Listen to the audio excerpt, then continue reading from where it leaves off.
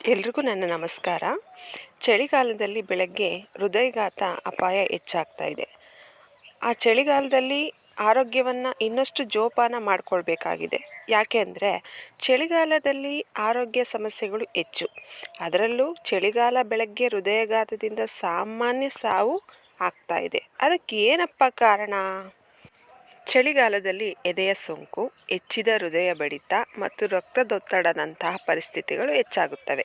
ಇದು ಹೃದಯ ವೈಫಲ್ಯದ ಸಮಸ್ಯೆಯನ್ನು ಇನ್ನಷ್ಟು ಹದಗೆಡಿಸಬಹುದು. ಕಡಿಮೆ ತಾಪಮಾನವು ರಕ್ತನಾಳಗಳನ್ನು ಕಿರಿದಾಗುವಂತೆ ಮಾಡುತ್ತದೆ ಮತ್ತು ರಕ್ತದ ಹರಿವನ್ನು ನಿರ್ಬಂಧಿಸುತ್ತದೆ ಮತ್ತು ಹೃದಯಕ್ಕೆ ಹೆಚ್ಚಿನ ಒತ್ತಡವನ್ನು ನೀಡುತ್ತದೆ.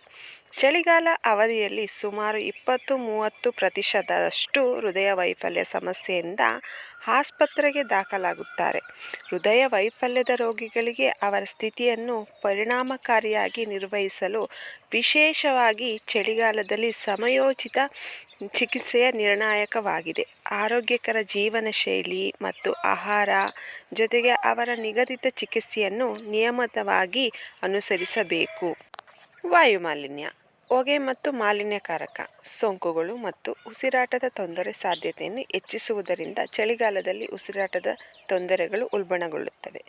ನಿಮ್ಮ ಕುಟುಂಬದಲ್ಲಿ ಯಾರಾದರೂ ಹೃದಯ ವೈಫಲ್ಯದ ರೋಗಿಯಾಗಿದ್ದರೆ ಮತ್ತು ಉಸಿರಾಟದ ಸಮಸ್ಯೆ ಎದುರಿಸುತ್ತಿದ್ದರೆ ಮಾಲಿನ್ಯಕಾರಕಗಳಿಂದ ಅವನ್ನು ದೂರವಿರಿಸಿ, ಏಕೆಂದರೆ ಈ ಹೊಗೆ ಅವರ ರೋಗ ಲಕ್ಷಣಗಳನ್ನು ಇನ್ನಷ್ಟು ಹದಗೆಡಿಸಬಹುದು ಮತ್ತು ಅಸ್ವಸ್ಥತೆಗೆ ಕಾರಣವಾಗಬಹುದು. ಚಳಿಗಾಲದಲ್ಲಿ ದೇಹವು ತುಂಬ ಬೆಚ್ಚಗಿರಬೇಕು. ಶೀತದ ವಾತಾವರಣದಲ್ಲಿ ಸ್ವಲ್ಪ ಸಮಯ ಕಳೆಯಲು ನಿರಾಕರಿಸಿ. ನಮ್ಮ ಈಗಿನ ಆಹಾರ ಪದ್ಧತಿಯು ತುಂಬ ಹದಗೆಟ್ಟಿದೆ. ಅದರಲ್ಲಿ ಕೊಲೆಸ್ಟ್ರಾಲ್ ಮಟ್ಟವು ತುಂಬ ಆಗ್ತಾ ಇದೆ.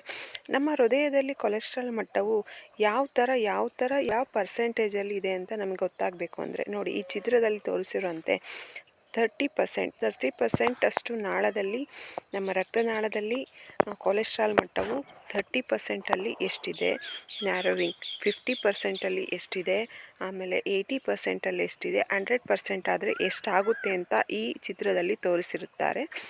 ನಮಗೆ ಹೃದಯಾಘಾತ ಆಗಬೇಕಾದ್ರೆ ಯಾವ್ಯಾವ ಥರ ಲಕ್ಷಣಗಳು ನಮ್ಗೆ ಕಾಣುತ್ತವೆ ಅಂದರೆ, ಒಂದು ಆ್ಯಂಗ್ಸೈಟಿ ಆಗುತ್ತೆ, ಆಗಲ್ಲ, ಇರ್ರೆಗ್ಯುಲರ್ ಹಾರ್ಟ್ಬೀಟ್ ಆಗುತ್ತೆ, ಪಲ್ಸು ಚೆನ್ನಾಗಿ ಕೇಳಿಸಲ್ಲ, ತಲೆ ಸುತ್ತಿರುತ್ತೆ, ಹಾರ್ಟಲ್ಲಿ ಡಿಸ್ಕಂಫರ್ಟ್ ಆಗ್ತಾ ಇರುತ್ತೆ, ಇಂಡೈಜೆಷನ್, ಊಟ ಸೇರ್ತಾ ಇರಲ್ಲ, ಅಪ್ಪರ್ ಬಾಡಿ ಅಂದರೆ ಬಾಡಿ ಮೇಲ್ಗಡೆ ನಮಗೆ ತುಂಬ ಪೇಯ್ನ್ ಇರುತ್ತೆ, ಬ್ಯಾಕ್ ಪೇಯ್ನ್ ಇರುತ್ತೆ, ಗಿಡಿನೆಸ್, ತಲೆ ಸುತ್ತಿರುತ್ತೆ, ವಾಮಿಟ್ ಆಗ್ತಾ ಇರುತ್ತೆ. ಇವೆಲ್ಲ ನಮಗೆ ಲಕ್ಷಣಗಳು ಕಾಣ್ತಾ ಇರ್ತವೆ. ಬೇಸಿಗೆಯಲ್ಲಿ ಬೆವರಿನ ಕೊರತೆ ತುಂಬ ಇರುತ್ತೆ. ಅಂದರೆ ಬೇಸಿಗೆಯಲ್ಲಿ ಬಾಯಾರಿಕೆ ಅನುಭವ ಹೆಚ್ಚಿನ ಕಾರಣ ಹೆಚ್ಚಿನವರು ಹೆಚ್ಚು ನೀರನ್ನು ಕುಡಿತಾರೆ. ಯಾಕೆಂದರೆ ಬೇಸಿಗೆಯಲ್ಲಿ ಹೆಚ್ಚು ಬೆವರುತ್ತಾರೆ.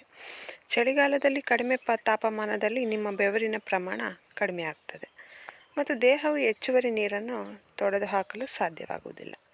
ಇದು ಶ್ವಾಸಕೋಶದಲ್ಲಿ ದ್ರವಗಳನ್ನು ನಿರ್ಮಿಸಲು ಕಾರಣವಾಗಬಹುದು. ಹೃದಯ ವೈಫಲ್ಯದ ರೋಗಿಗಳಲ್ಲಿ ಇದು ಹೃದಯದ ಕಾರ್ಯವನ್ನು ಹದಗೆಡಿಸುತ್ತದೆ.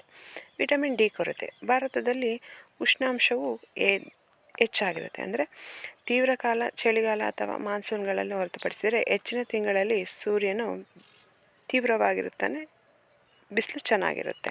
ಆದರೆ ಚಳಿಗಾಲದಲ್ಲಿ ಸೂರ್ಯನ ಬೆಳಕಿಗೆ ಸರಿಯಾಗಿ ಒಡ್ಡಿಕೊಳ್ಳದ ಕಾರಣ ನಮ್ಮ ದೇಹವು ಪ್ರಮುಖ ವಿಟಮಿನ್ ಡಿ ಅನ್ನು ತೆಗೆದುಕೊಳ್ಳಲು ಸಾಧ್ಯವಾಗುವುದಿಲ್ಲ. ಹಾಗಾಗಿ ಹೃದಯಾಘಾತದಲ್ಲಿ ಗಾಯದ ಅಂಗಾಂಶಗಳ ರಚನೆಯನ್ನು ತಡೆಯಲು ಸಹಾಯ ಮಾಡುತ್ತದೆ. ಅದಕ್ಕಾಗಿ ಚಳಿಗಾಲದಲ್ಲಿ ಕಡಿಮೆ ವಿಟಮಿನ್ ಡಿ ಮಟ್ಟವು ಹೃದಯ ವೈಫಲ್ಯದ ಅಪಾಯವನ್ನು ಹೆಚ್ಚಿಸುತ್ತದೆ. ಹಾಗಾಗಿ ವಿಟಮಿನ್ ಡಿ ಪೂರೈಕೆ ನಮಗೆ ತುಂಬ ಬೇಕಾಗಿರುತ್ತದೆ. ಚಳಿಗಾಲದಲ್ಲಿ ಆರೋಗ್ಯ ಚೆನ್ನಾಗಿರಲು ಯಾವಾಗಲೂ ದೇಹವನ್ನು ಬೆಚ್ಚಗಿಡುವಂಥ ಬಟ್ಟೆಗಳನ್ನು ಧರಿಸಬೇಕು. ಸೋಂಕು ಕಾಯಿಲೆಗಳಿಂದ ದೇಹವನ್ನು ದೂರವಿಡುತ್ತದೆ. ಉಪ್ಪಿನ ಸೇವನೆ ಕಡಿಮೆ ಮಾಡಿ. ಚಳಿಗಾಲದಲ್ಲಿ ಬೆವರು ಬರುವುದಿಲ್ಲವಾದ್ದರಿಂದ ನೀರು ಮತ್ತು ಉಪ್ಪಿನ ಸೇವನೆಯನ್ನು ಕಡಿಮೆ ಮಾಡಬೇಕು. ವ್ಯಾಯಾಮ ಮಿತವಾಗಿರಬೇಕು. ಹೃದಯ ವೈಫಲ್ಯದ ರೋಗಿಗಳು ನಿಯಮಿತವಾಗಿ ವ್ಯಾಯಾಮ ಮಾಡಬೇಕು, ಆದರೆ ವ್ಯಾಯಾಮ ಮಿತವಾಗಿರಬೇಕು. ಹೆಚ್ಚಾಗಿ ವ್ಯಾಯಾಮ ಮಾಡಬಾರದು. ವೈದ್ಯರ ಸಲಹೆ ಬೇಕು. ಈ ವಿಡಿಯೋ ಇಷ್ಟ ಆದಲ್ಲಿ ಲೈಕ್ ಮಾಡಿ, ಶೇರ್ ಮಾಡಿ, ಸಬ್ಸ್ಕ್ರೈಬ್ ಮಾಡಿ.